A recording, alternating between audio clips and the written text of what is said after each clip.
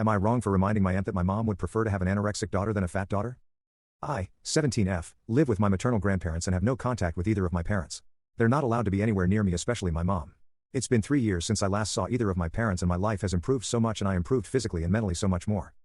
My maternal aunt has talked about trying to work it out with my mom when the law can't stop me from seeing my parents. She told me it won't do anyone good to have us never speak to each other again and for me to keep away from the people who brought me into the world.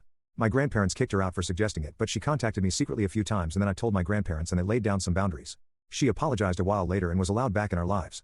But then I heard her argue with them about the issue and I decided to speak up, which she didn't like. But I stand by what I said. My mom would prefer an anorexic daughter to a fat daughter. This might be triggering for some people, so please stop reading because I don't want to hurt anyone. But I didn't have a really flat belly when I was younger. I was never big either. It's not like I was overweight. I was actually on the lower end of the good range.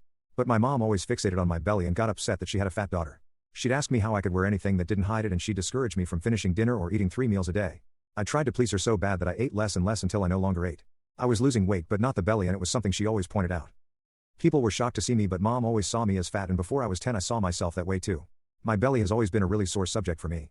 Mom would make me look at how not flat I looked in certain outfits or when you saw me sideways. She told me I needed to make sure I was flat and slim so I'd look good and not be fat. Anorexia took over my life until my grandparents fought like hell through CPS to take me away from my parents.